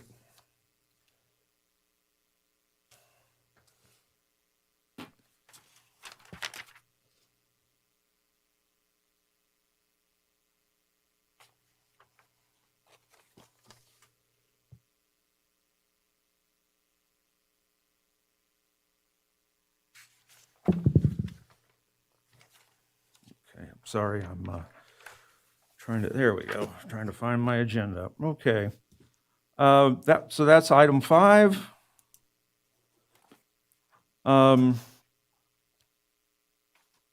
G is the airport engineer's report. Do we have anything?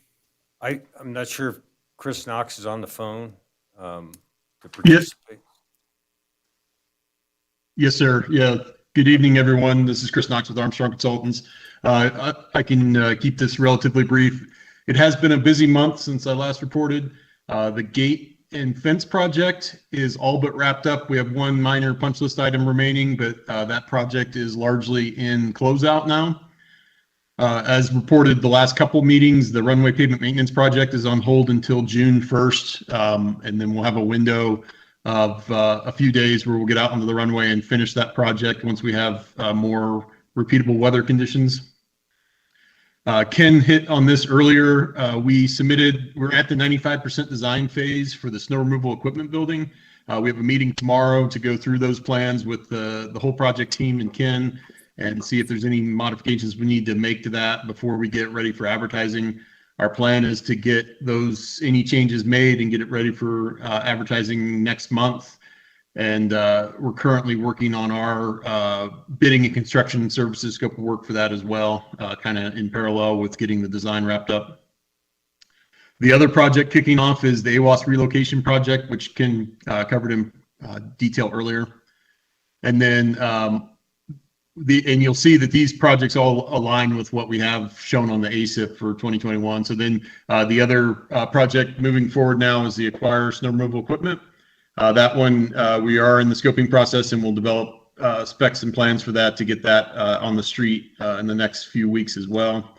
And then finally, the aeronautical survey for the nighttime approach. We're working with Lean Engineering, who had conducted the previous feasibility study to develop that scope of work to get that work done as soon as we have the leaf on condition, like Ken mentioned, which will be in probably that May, June timeframe when we get the aeronautical survey. And once we have the results of that survey and those are analyzed, that will open the door for us to move to phase 2, which is the full-on design of the approach and any of this related systems. But yeah, everything is moving along nicely. Lots of stuff going on, lots of balls in the air. So we're just pushing forward, and we'll have more to report next month. Entertain any questions anyone might have. Chris, this is Ken. Can we post the plans for the SRE, at least the elevations for that, and maybe a floor plan so that I can share it with the board? Because right now I have a 31-page PDF, and I'm sure not everybody's interested in that. Yes, I will strip out the elevations and the floor plan into a separate file, and we can post that. Super. Thank you. Super. Yep. Anything else on the engineer's report? Thank you. Thanks, Chris. Airport managers report. I'm sure everybody's had a chance to review this. I was asked by Member Hamilton to get some detail regarding snow removal operations. I also included ops from adjoining or regional airports. We've been in Tahoe, Reno Stead, South Lake, and Truckee Tahoe. All very different scenarios. And the reason I thought it was germane to include those was that if we get hit with an event that's similar to what hit South Lake and hit Truckee, we're going to be hammered. The personnel that required to handle an incident like that and the equipment is very different. And I know it's occurred in the past, but I just wanted, for as far as expectations, resources, and that sort of thing, I think it's important to note. I did include the fuel report from year over year. I think Member Chair Golden included an email that specified some rationale as to why there was a 41% decrease in fuel sales around the 3 days that the snow impacted airport operations, as well as the Mitsubishi incident. I'm not sure if you can account for a 41% drop of that, but you can certainly account for a portion of it. And then I also included some guidelines that airport manager would use in snow removal process. The FAA advisory circular is probably the lead. I don't want to call it gold standard, but that's probably as good an adjective for it. However, when you read a document like that, those are designed for hub airports. So Part 139, commercial service airports. So the FAA doesn't require a general aviation airport like ourselves to have a snow and ice control plan. There's not a strict time limit like Arno has to have certain portions cleared by a certain period of time in order to continue commercial service and as well as cargo operations and that sort of thing. So I want you to just keep that in mind. The best practices guide, ACRP. ACRP is a nonprofit group that writes a variety of reports on airport operations, but they also do it for different industries as well. It could be highway, it could be other municipal operations. So they bring together subject matter experts on questions that they're posed. So somebody may say, hey, look, have you ever looked at marketing small airports or general aviation airports? And as a matter of fact, there's an ACRP report on that. So that some of these bullet points come from those. And if you have any questions on the remainder of the report, I'm happy to answer them. Yes, sir. On the fuel flow report, are those numbers year-to-date numbers, 2020 versus No, that's for the 2021? Is same that, was that month. 1 month, Same 1 month month, numbers? year over Same year, month? yep. Okay, that's what I thought it was. I just wanted to be sure. I have a quick comment, Ken, on your report. Yes, sir. I want the board members to all know that I was very pleased to see both Manager Moen and his assistant working like crazy for 3 days clearing the snow on this last incident. It was a lot of work. It was a heavy, wet snowstorm. They worked their tails off. They did a darn good job. The only comment I had was he could have come back on Saturday morning on overtime for his staff to just clean up a few remaining items, and his rationale was budget. And our discussion was, well, because of safety, should we just have done it anyway? And because of the fact that we want to get the airport safer. And we had a discussion about it, and that's why he put in this budget for some overtime stuff. So that was a very positive way of working together as an observation from a user, as a board member, and as a collaborator to come up with a plan going forward that should make it a little bit safer. And I was very pleased with the way we handled that. So I want to point that out. That was very important to me, that we did that in a very proactive, positive manner. Thank you for that. I do want to make one comment about that. And when you're doing snow removal operations during aircraft operations, that's a very intense project and can lead to safety issues as well. And if you'll note, Reno Stead made a point that pointing out that a really big component is to get the ends, the loop, as he called it, done, and that's what we did. And if we'd have come back out Saturday and it was a busy day, as it was noted, that if we're trying to be in that same movement area, getting those items done, that could have been also a safety issue. However, as we'll discuss at our meeting next week, we sat down with Member Pulis, Member Hamilton, and myself, and also collaborate with Rick Lee, our airport maintenance man, about relooking at our priorities on snow removal, and we raised the midfield or taxiway as a higher priority for future clearance. I think that's all I really have to say about that. And thanks, Kim, because that's what we're trying to do. We're trying to not always look back, but look forward. Right. And that's what we're trying to do with our guidance as a board, is try to look at the past practices, what applies today. We found out that the old snow removal plan didn't even include taxiway Taxiway Delta. Delta, right. It's like, whoa, we need some updates here. So, And that may have been, when I sent you that, I may have grabbed the wrong one, because I did find one later that did include Delta. But, yeah, you're only as good as your personnel and your equipment. And Rick, I really want to emphasize that Rick's outstanding. He's had technical training in snow removal, and just his work ethic is above reproach. And I don't think we could be luckier to have him on board. I am going to talk about the snow removal. Yeah, they did a good job of getting out there, getting it done. The only complaint was that the taxiways at midfield weren't plowed. We've worked on that. And the only other issue is that we're going to talk about that, I guess, next time on the agenda, is we closed down we're closing down the whole airport rather than just the runways, and that's a big point for a lot of. Well, go ahead and elaborate on snow removal and keeping taxiways open that have snow Well, on it. You want me to elaborate on that? No, I do. Okay, I wanna okay. understand Yeah, your basically, point. all the other airports in the region closed the runways. No other airport closed the full airport so that there's no aircraft movement. May I point you to the notes that I've included in our report? Sure, yeah, I saw that. I saw that where someone said that the whole airport was closed. Yeah, South Lake That is Tahoe not was correct. closed. I've got the NOTAMs, I've got them on my phone. They did not close the airport. They That's not- closed the runways. So you're telling me that the manager at Minden Tahoe, when he says he closed the runway, that he didn't close it?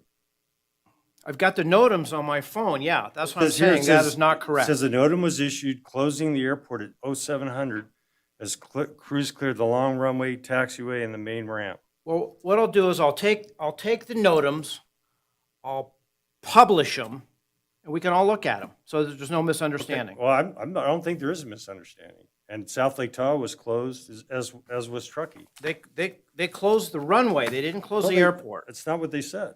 I asked them specifically from the airport managers, and this is what they replied to me. Well, we'll go over that, but the point I'm making is that we have this habit of closing the whole airport, all aircraft No, movement. I We want did that to with the snow- elaborate on this point, please. With the snow removal, and if we think that information is inaccurate, I'll publish it. No, I would like to elaborate on this point. So if we have contaminant, which snow is considered a contaminant on the airport, on all the surfaces, so what would be a safe operation on an airport with contaminants on all the movement areas?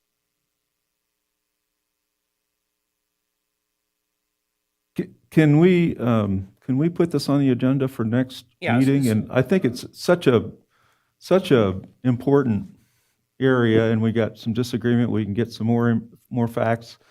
And but there's also this issue of closures when there's accidents. I don't know if you wanted to combine those, but if you would send Mike a note and say, I'd like to have the closure issue on the agenda for next time, I think there's plenty to talk about here. Yeah, I agree. I think next time's the time to go over that. But we were talking about snow removal, and Yep. there were a number of complaints from our customers that the whole airport was closed when only the runway was. So I'm just providing that information to everybody. End of story. Okay. Anything else on the airport manager's report?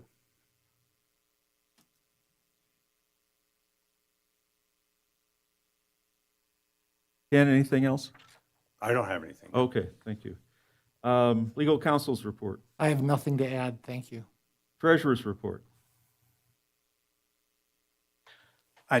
I just, you can see the numbers. I want to mention that Ken has been doing a fantastic job of working with our bookkeeper, Bullis and Company. We made a transition from QuickBooks for desktop to QuickBooks in the cloud, and it made quite a mess, which is quite an indictment of Intuit, but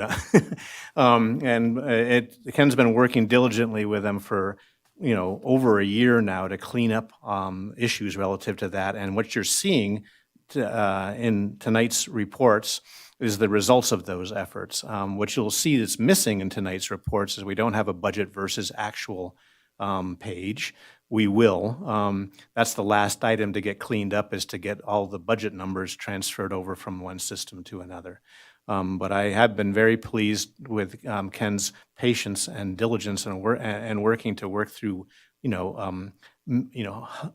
hundreds, tens certainly, maybe hundreds of small details that came up, and we've been trying to get these reports cleaned up, and I think we've made very good progress. The last item will be to clean up the budget versus actual reports so that it truly reflects how we're doing relative to our budget, and you'll see the results of that as we get that worked out.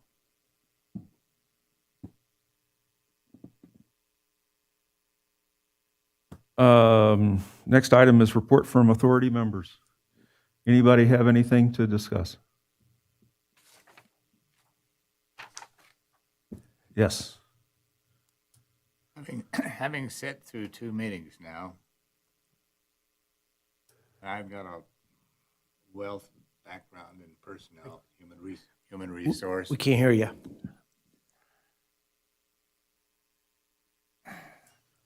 This customer survey is so flawed that I would be ashamed to even admit I had a part of it. And if he went to court, we would lose. That's the bottom line. You should never do your own survey. You should always have an independent party doing it. And that's all I want to say. I don't even want to discuss it anymore. And I think we need to move forward in a different direction. Thank you. Other from members? Okay. I just have 2 things that I want to bring up under this topic. One is, and this goes to me being an employee of the state and the training I've been receiving there. And I've now had 3 classes in ethics training. I think it's very important that members of the board have some training in the ethics rules that they operate under in the state of Nevada. We can talk about the right way to do that, whether it's asking the commission to get us some training with us, or we would just want to send out a document that explains the rules and have everybody sign it and return it. Just what we need to do there in terms of the recusal and disclosure. But one of the things I've really come to understand is it's not the right thing to just rely on the opinion of the attorney, because the attorney cannot know what you're thinking or what your business involvement is or anything like that when it comes with anything that could be a conflict of interest. You've got to be able to identify it, and you've got to be able to bring it up and ask the questions. And so I think that's extremely important, that everybody clearly understand the rules in Nevada for recusal and disclosure. And the other is, I'd like to see some training on the open meeting laws for Nevada. I think this comes up enough that we also need to have a common understanding of how that works. And I've certainly had spent a bunch of time with the state. They think it's super important, and have trained a lot of us. So I think it'd be worthwhile doing it again. I don't know whether the best way to deliver that is some sort of online training, a special meeting, something like that, or just sending out a document to have everybody read and understand and sign and return. But in the future, I'm going to be working toward, and we'll discuss this with Steve, some training in ethics and some training in the open meeting laws. That's all I have. The next, anything else from authority members' reports? Okay. Public comment. I would like to say that I also agree that I'd like to have training and understand our role as a board, because it is foreign to us, and there are specifics. So I would very much be happy to know more about our proper open meeting law and conflicts, et cetera. So I'd be very happy to participate if we can get something that's Yeah. easy for us to manage. Member Jones?